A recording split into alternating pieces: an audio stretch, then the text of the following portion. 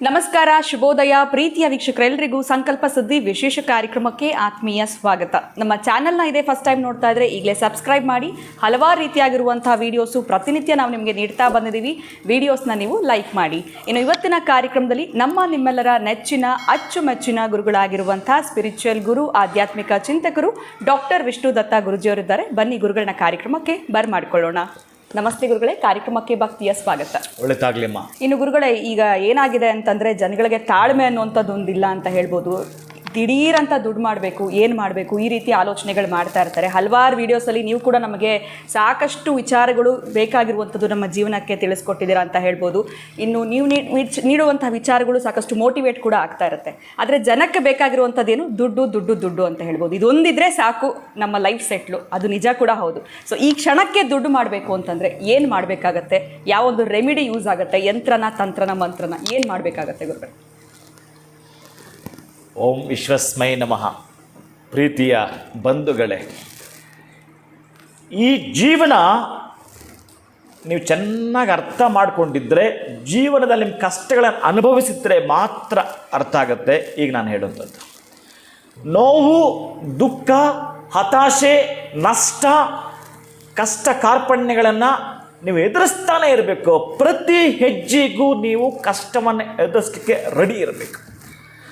ಎಂತಹದ್ದು ಬಂದರೂ ಎದುರಿಸಬೇಕು. ನೀವು ಪುಕ್ಕುಲತನ ಇರಬಾರ್ದು, ಭಯ ಪಡಬಾರ್ದು. ಭೂಕಂಪವೇ ಆಗೋಗಲಿ, ಪ್ರಳಯವೇ ಆಗಿಬಿಡಲಿ, ಕ್ಷಾಮರ, ಡಾಮರ, ಅಗ್ನಿ, ಭಯ, ಭೀತಿ ಎಂತಹದ್ದಾದರೂ ನಿಮ್ಮ ಎದುರಿಗೆ ಬರಲಿ. 1,000 ಜನಕ್ಕೆ ನೀವು ಒಬ್ಬರೇ ಪ್ರತ್ಯುತ್ತರವನ್ನು ಕೊಡಬೇಕು. 1,000 ಜನ ನಿಮ್ಮ ಮೇಲೆ ಶಸ್ತ್ರಾಸ್ತ್ರಗಳನ್ನು ಹಿಡಿದು ಯುದ್ಧಕ್ಕೆ ಬಂದರೆ ನೀವು ಬರೀ ಕೈಲಿ ಯುದ್ಧವನ್ನು ಮಾಡಬೇಕು. ಅಷ್ಟು ನಿಯತ್ತು, ತಾಕತ್ತು ನಿಮ್ಮ ಹತ್ರ ಇರಬೇಕು. ಒಂದು ಅರ್ಥ ಮಾಡ್ಕೋಬೇಕು, ನೀವು ದುಡ್ಡು ಮಾಡಬೇಕಾ, ನೆಮ್ಮದಿಯಿಂದ ಬದುಕಬೇಕಾ, ಸಂತೋಷ ಇರಬೇಕಾ, ಯಾರಾದರೂ ಒಬ್ಬರ ಮನೆಯಲ್ಲಿ ದುಡಿತಾನೆ ಇರಬೇಕು. ನಿಮ್ಮ ಕುಟುಂಬ ನೆಮ್ಮದಿಯಿಂದ, ನಿಮ್ಮ ಕುಟುಂಬ ಸಂತೋಷದಿಂದ ಇರಬೇಕಾದ್ರೆ ನೀವೊಬ್ಬರು ಯುದ್ಧ ಮಾಡ್ತಾನೆ ಇರಬೇಕು. ಅದು ದೇಶದಿಂದ ದೇಶಕ್ಕೆ ಆಗಲಿ, ರಾಷ್ಟ್ರದಿಂದ ರಾಷ್ಟ್ರಕ್ಕೆ ಆಗಲಿ, ರಾಜ್ಯದಿಂದ ರಾಜ್ಯಕ್ಕೆ ಆಗಲಿ, ಅಥವಾ ನೀವು ಮಾಡ್ತಾ ಇರತಕ್ಕಂತಹ ಜಾಬ್ ಅದರಲ್ಲಾಗಲಿ, ಅಥವಾ ಒಂದು ಬಿಸ್ನೆಸ್ ಆಗಲಿ, ಫೈಟ್ ಫೈಟ್ ಫೈಟ್, ಯುದ್ಧ ಯುದ್ಧ ಯುದ್ಧ ನಡೀತಾ ಇರಬೇಕು. ಅದು ಮಾತಿನ ಯುದ್ಧ ಆಗಿರಬಹುದು, ನಿಮ್ಮ ಬುದ್ಧಿವಂತಿಕೆ ಯುದ್ಧ ಆಗಿರಬಹುದು. ಅದು ಇದ್ದರೇ ಸಾಧ್ಯ ಆಗ್ತಕ್ಕಂತಹದ್ದು. ನೀವೆಲ್ಲೇ ತಗೊಳ್ಳಿ, ಹೇಗೆ ತಗೊಳ್ಳಿ, ಅದಿರಬೇಕು. ನಷ್ಟ ಆಗ್ತಾ ಇದೆ, ಮತ್ತು ಎದ್ದೇಳು, ಮತ್ತು ಪ್ರಯತ್ನ ಪಡು. ಯಾವುದೆಲ್ಲ ನಷ್ಟ ಆಗಿರೋದು ನಿನಗೆ? ಮೊನ್ನೆ ಯಾವುದೋ ಒಂದು ಬಿಸ್ನೆಸ್ ಮಾಡಿ ತಾನೆ, ಈಗ ಮುಂದಕ್ಕೆ ನೋಡೋಣ.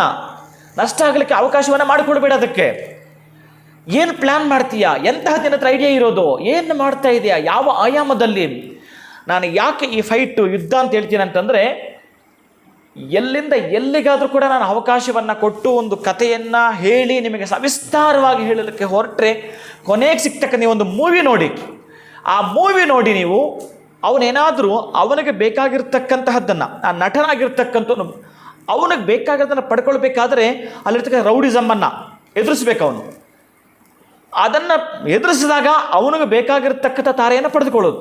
ಹೀಗೆ ಪ್ರತಿ ಹಂತದಲ್ಲಿ ನೀವೊಂದು ಮೂವಿ ನೋಡಿದ್ರೂ ಕೂಡ, ಯಾಕೆಂದರೆ ಈ ನೆಲದ ಮೇಲೆ ಒಂದು ಇಡ್ಲಿ ಕುಕ್ಕರಿಂದ ಹಿಡಿದು ಇಂಟರ್ನೆಟ್ ತನಕ ಮನುಷ್ಯನ ಕಂಡುಹಿಡಿದಿದ್ದಾನೆ.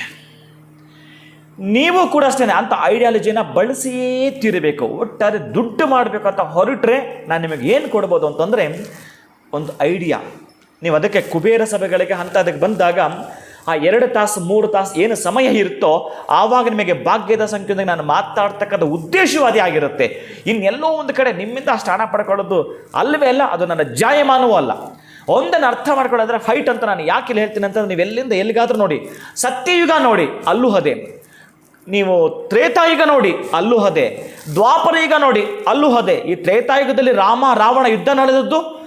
ಏನೇ ಅವರು ವೈಭವೋಪೇತವಾಗಿ ಬದುಕಬೇಕಾದ್ರೂ ಸ್ವಲ್ಪ ನಾನು ಹೇಳೋದು ಸಿಂಪಲ್ಲಾಗಿ ಹೇಳ್ತೀನಿ, ನೀವು ನಿಧಾನಕ್ಕೆ ಯೋಚನೆ ಮಾಡಿ. ರಾತ್ರಿ ಮಲಗುವಾಗ ಯೋಚನೆ ಮಾಡಿ, ಒಮ್ಮೆ ಯೋಚನೆ ಮಾಡಿ. ನನಗೆ ನಿಧಾನಕ್ಕೆ ಈ ಗ್ರಹ ಹಾಗೆ, ಆ ಗ್ರಹ ಹೀಗೆ ಅಂತ ಹೇಳೋದು ಮಾತಾಡೋಕ್ಕೆ ಬರಲ್ಲ.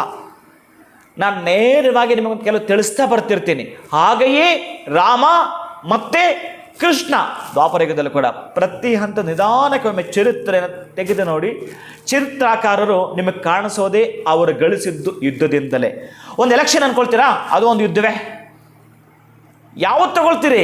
ನೀವು ಹಣ ಮಾಡಲಿಕ್ಕೆ ಅಂತ ಹೋದರೆ ನೀವು ಯುದ್ಧಕ್ಕೆ ರೆಡಿ ಆಗಬೇಕು. ಅದಕ್ಕೆ ನೀವು ಯಾವುದು ಮಾಡ್ತೀರೋ ನಿಮಗೆ ಬಿಟ್ಟಿದ್ದು ಆ ಬಿಸ್ನೆಸ್. ಆದರೆ ನಾನು ನಿಮಗೆ ಕೊಡ್ತಾ ಇರ್ತಕ್ಕಂಥ ಒಂದು ತಂತ್ರ ಇದೆಯಲ್ಲ, ನೋಡಿದ್ದ ಪಾಯಿಂಟ್ ಬಹಳ ಮುಖ್ಯವಾಗಿರುವಂಥದ್ದು. ಒಂದು ಲೋಟ ತೆಗೆದುಕೊಳ್ಳಿ.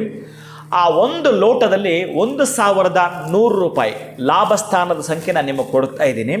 ಬಹಳ ಪ್ರಮುಖವಾಗಿರ್ತಕ್ಕಂಥದ್ದು ಇದು. ನಾನು ಇನ್ನೂ ಕೂಡ 3 ತಿಂಗಳು ಆದ ಮೇಲೆ ಕೊಡಬೇಕು ಅಂತ ಇದ್ದದ್ದು. ನನಗೆ ಗೊತ್ತಿರುತ್ತೆ 2 ತಿಂಗಳಿಗೆ 3 ತಿಂಗಳಿಗೆ ಯಾರಿಗೆ ಯಾವಾಗ ಏನು ತಲುಪಿಸೋ ಗೊತ್ತಿರುತ್ತೆ. ನನ್ನ ಹತ್ರ ಬರುವಂಥ ಕ್ಲೈಂಟ್ಗೆ ಏನು ಕೊಡಬೇಕು ಅಂತ ನನಗೆ ಗೊತ್ತಿರುತ್ತೆ. ನಾನು ಕೆಲವರಿಗೆ ಜಾತಕವೂ ನೋಡದೆ ಆ ಕೈ ರೇಖೆಗಳು ಸಾಕು ರೀ ನಿಮ್ಮ ಭವಿಷ್ಯವನ್ನು. ಕೈ ಇಲ್ಲದವರಿಗೆ ಬದುಕಿದೆಯಲ್ಲ ಅಂತೀರಿ ನೀವು. ಈಗ ನನ್ನ ಕೈ ಮುಚ್ಕೊಂಡಿದ್ದೀನಿ. ಆ ಮುಚ್ಕೊಂಡಿದ್ದಾಗ ಅದರ ಒಳಗಡೆ ಏನು ಬರೆದಿರಬೇಕೋ ಬರೆದಿರ್ತಾನೆ ಭಗವಂತ. ಕೈ ಇಲ್ಲ ಅಂದ್ರೆ ಅದೇ ಅರ್ಥ. ನಾವಿನ್ನೇನೋ ಬ್ಲೈಂಡಾಗಿ ಥಿಂಕ್ ಮಾಡೋದಲ್ಲ, ಭಗವಂತ ಬರೆದಾಕಿರ್ತಾನೆ. ನಿಮ್ಮ ತನ ನಿಮಗೆ ಗೊತ್ತಾಗಬೇಕು ಅಂತಂದರೆ ಒಂದು ನೀವು ಅರ್ಥ ಮಾಡ್ಕೊಳ್ಬೇಕಿಲ್ಲಿ. ಒಂದು ಟಿ ವಿ ತೊಗೊಳ್ಳಿ, ಒಂದು ಮಿಕ್ಸಿ ತಗೊಳ್ಳಿ, ಬೇರೆ ಏನೇ ತಗೊಳ್ಳಪ್ಪ, ಇದು ನಿಮ್ಗೆ ಅರ್ಥ ಆಗಿಬಿಡುತ್ತೆ. ಈಗ ಈ ಸ್ಪೇಸಲ್ಲಿ ಓಡಾಡ್ತಿದೆಯಲ್ಲ, ಎಲಾನ್ ಮಸ್ಕ್ ಅವ್ರದ್ದು ಒಂದು ಯಾವುದೋ ಅದು ಟೆಸ್ಲಾನ, ಆ ಟೆಸ್ಲಾ ಕಾರ್ ಬಗ್ಗೆ ನಮ್ಗೆ ಡ್ರೈವಿಂಗ್ ಗೊತ್ತಿಲ್ಲಪ್ಪ, ಅದು ತರಿಸ್ಕೊಂಡ್ಬಿಟ್ಟಿದ್ದೀವಿ ನಾವು. ನಿಮಗೆ ಇಲ್ಲೆಲ್ಲ ಗೊತ್ತಿದೆ. ಇಲ್ಲಿ ಟೊಯೋಟಾ ಆಗಿರ್ಬೋದು, ಸ್ಕಾರ್ಪಿಯೋ ಆಗಿರ್ಬೋದು, ಎಕ್ಸೆಟ್ರಾ ನಮಗೆಲ್ಲ ಗೊತ್ತಿದೆ. ಅದೆಲ್ಲ ಟೋಟಲ್ ಬಟನ್ ಸಿಸ್ಟಮ್ಮೇ, ವಿತೌಟ್ ಡ್ರೈವರು. ಹಾಗೆಲ್ಲ ಹೋಗೋದಿರುತ್ತೆ. ಹೇಗೆ ಕೂತ್ಕೊಳ್ತೀರಿ ಭಯ ನಿಮಗೆ. ಅದರ ಬಗ್ಗೆ ನಮಗೆ ಗೊತ್ತಾಗಬೇಕಾದ್ರೆ ನಾವೇನು ಮಾಡ್ತೀವಿ? ಓಡಿಸ್ಬೇಕು ಅಂತಂದಾಗ ಅದರದ ಮ್ಯಾನ್ಯುವಲ್ ಚೆಕ್ ಮಾಡ್ತೀವಿ. ಕರೆಕ್ಟಾ? ಆ ಮ್ಯಾನ್ಯುವಲ್ ನೀವು ಹೇಗೆ ಚೆಕ್ ಮಾಡ್ತೀರೋ ನಿಮಗೂ ಒಂದು ಮ್ಯಾನ್ಯುವಲ್ ಇದೆ. ನಿಮ್ಮ ಬದುಕನ್ನು ಕಟ್ಕೊಳ್ಬೇಕು ಅಂದ್ರೆ ಮ್ಯಾನ್ಯುವಲ್ ಇದೆ ರೀ. ಅದು ಜಾತಕ ತೆಗೆದು ನೋಡು. ಅದಿಲ್ಲ ಹಸ್ತ, ಆ ಮ್ಯಾನ್ಯುವಲ್ ತೆಗೆದು ನೋಡು. ಅದಿಲ್ಲ ನಿನ್ನ ಹಣೆ ಬರಹದಲ್ಲಿ ಏನಿದೆ ಅದನ್ನು ಸಿದ್ಧಿ ಆಗಿರೋನು ಮಾತ್ರ ಬೊಗಳ್ಲಿಕ್ಕೆ ಸಾಧ್ಯ ಇದೆ. ಇನ್ನು ಯಾವನೋ ಏನು ಹೇಳಲಿಕ್ಕೆ ಸಾಧ್ಯವಿಲ್ಲ. 3.25 ಅವರು ಯಾವುದೋ ಒಂದು ಪುಸ್ತಕ ಹಿಡ್ಕೊಂಡು ಜ್ಯೋತಿಷ್ಯ ಬಗಳವನ ಕೈಲಿ ಸಾಧ್ಯವೂ ಇಲ್ಲ. ಬರೆದಿಟ್ಕೋಬೇಕು ನೀವು. ಹಾಗಂತೇಳಿ ನನ್ನ ಹತ್ರ ಬರಬೇಕು, ನಾನು ಸಾಧ್ಯ ಇಲ್ಲ, ನಿಮ್ಗೆ ಅಪಾಯಿಂಟ್ ಕೂಡ ನೀವು ಬರೋದು ಸಮಂಜಸವಲ್ಲ, ಬರಲು ಕೂಡದು ಕೂಡ. ನಾನು ಹೇಳೋ ರೆಮಿಡಿನ ಮಾಡ್ಕೊಳ್ಳಿ ಸಾಕು. ಅದನ್ನು ಮುಚ್ಕೊಂಡು ಮಾಡಿಕೊಂಡು ನೀವು ಎದ್ದೇಳ್ತೀರಿ. ಅದನ್ನು ಬಿಟ್ಟು ಇನ್ನೇನೇನೋ ಪರಿತಪಿಸ್ತಕ್ಕಂತಹದ್ದು ಇನ್ನೇನೋ ಮಾಡ್ತಕ್ಕಂಥ ಅಲ್ವೇ ಅಲ್ಲ. ನೀವು ಮಾಡ್ಕೊಳ್ಬೇಕಾಗಿರೋದು, ಈಗ ನಾನು 11 ನೋಟ್ ಹೇಳಿದೆ ನೋಡು, ಅದು ನೀವು ಬಿಸ್ನೆಸ್ಸಲ್ಲಿ ನಷ್ಟ ಆಗಿದ್ದರೆ, ನೀವು ಯಾವುದೋ ಒಂದು ದೊಡ್ಡ ಮಟ್ಟದಲ್ಲಿ ಆ ಪೂರ್ವ ತಯಾರಿ ನಡೆಸಿ ಆ ಯುದ್ಧದಲ್ಲಿ ಸೋತೋಗಿದ್ದೀರಿ. ಆ ಯುದ್ಧದಲ್ಲಿ ಸೋತೋಗಿದ್ದರೆ ಒಂದು ಲೋಟ ಹಿಡ್ಕೊಂಡು 1100 100 ರೂಪೀಸ್ 100 ರೂಪಾಯಿ ನೋಟನ್ನು ಆ ಲೋಟ ಒಳಗಡೆ ಹಾಕಿ ಉದ್ದುದ್ದ ಹಾಕಿ. ಇದಕ್ಕೂ ಪ್ರಶ್ನೆಗಳು ಮತ್ತೆ ಕಾಮೆಂಟ್ ಮಾಡಬೇಡಿ, ಗುರುಗಳೇ ಅದೆಂಥ ನೋಟ್ ಹಾಕಬೇಕು, ನಾನು 100 ರೂಪಾಯಿ ಅಂತ ಮೊದಲೇ ಹೇಳ್ತಾ ಇದ್ದೀನಿ, ಮತ್ತೆ ಬಯಸ್ಕೋಬೇಡಿ. ಆ 100 ರೂಪೀಸ್ ನೋಟನ್ನು ಅದರೊಳಗಡೆ ಹಾಕಿ ಮಡಚಬೇಕಾ ಅದನ್ನು ಕೇಳಬೇಡಿ, ಉದ್ದುದ್ದ ಹಾಕಿ ಅಂತ ಹೇಳ್ತಾ ಇದ್ದೀನಿ ಮತ್ತೆ. ಎಷ್ಟು ಚೆನ್ನಾಗಿ ನೀವು ಕೇಳ್ತೀರಂತಂದ್ರೆ ಗುರುಗಳಿದ್ದೀನಿ ಯಾವ ವಾರ ಮಾಡಬೇಕು ಅಲ್ಲ ರೀ. ನಿಮ್ಮ ಸಮಯ ಸಿಕ್ಕಿದಾಗ ಇದು ನೀವು ನೋಡಿದರೆ ತಕ್ಷಣ ಮಾಡ್ಕೊಳ್ಳೋದು ಕಲ್ತು ಯಾವಾಗ ಮಾಡಬೇಕು, ಎಷ್ಟೊತ್ತಿಗೆ ಮಾಡಬೇಕು, ಎಲ್ಲಿ ಮಾಡಬೇಕು, ಏನು ಪ್ರಶ್ನೆಗಳು ನೀವು ಮಾಡೋಕ್ಕಾಗಲ್ಲ. ಈ ಪ್ರಶ್ನೆಗಳಿಗೆ ಕೂಡ ನೀವು ಬದುಕೋಕ್ಕೂ ಆಗಲ್ಲ. ಮೊದಲು ಮಾಡ್ಕೊಳ್ಳಿ. ನೀವು ಯುದ್ಧದಲ್ಲಿ ಗೆದ್ದು ಬನ್ನಿ. ಯಾವುದೋ ಒಂದು ಬಿಸ್ನೆಸ್ ಮಾಡ್ತಾ ಇದ್ರಲ್ಲ, ಅದರಲ್ಲಿ ನಾನೀಗ ಹೇಳ್ತಾ ಇದ್ದೀನಿ, ಈ ಮಂತ್ರವನ್ನು ಚೆನ್ನಾಗಿ ಕೇಳಿಸ್ಕೊಳ್ಳಿ. ಓಂ ಸರ್ವಾಂತರ್ಯಾಮಿನಂ ಭಗವಂತಂ ಪುಂಡರೀಕಾಕ್ಷಮಾವಾಹಯಾಮಿ. ಓಂ ಸರ್ವಾಂತರ್ಯಾಮಿನಂ ಭಗವಂತಂ ಪುಂಡರೀಕಾಕ್ಷಮಾವಾಹಯಾಮಿ. ಹೇ ಪುಂಡರೀಕಾಕ್ಷ, ನನ್ನನ್ನು ಕೈ ಹಿಡಿ. ಇಷ್ಟು ದಿವಸ ನನ್ನ ಕೈ ಬಿಟ್ಟಿದ್ದೆ ನೀನು, ಈಗ ನನ್ನ ಕೈ ಹಿಡಿಲೇಬೇಕು ಅಂತ ಹೇಳಿ ಆ ಒಂದು ಲೋಟದಲ್ಲಿ, ಯಾವ ಲೋಟ ಅದನ್ನು ಕೇಳ್ತೀರಿ ನೀವು, ಪ್ಲಾಸ್ಟಿಕ್ದ ಮತ್ತು ತಾಮ್ರದ್ದ, ಬೆಳ್ಳಿದ್ದ, ಬಂಗಾರದ ಅಂತ ಕೇಳ್ತೀರಿ. ನಿನ್ನ ಕಣ್ಣಿಗೆ ಏನು ಗೋಚರ ಆಗುತ್ತೆ ಅದೇ ತಗೋಪ್ಪ. ನೀನು ನೀರು ಕುಡಿಯೋ ಲೋಟ ಎಂಥದ್ದು ಮನೇಲಿ ಇಟ್ಕೊಂಡಿದ್ಯಾ ಅದನ್ನೇ ಇಟ್ಕೋ, ಶ್ರದ್ಧೆಯಿಂದ ಇಟ್ಕೋ. ಮಾಡೋದನ್ನು ಮಾಡಿಯೇ ತೀರಿಬಿಡು, ನಾನು ನೋಡ್ಕೊಳ್ತೀನಿ ಆ ನಂತರ. ಪುಂಡರೀಕಾಕ್ಷದನ್ನು ಹೇಳ್ತಾನೆ.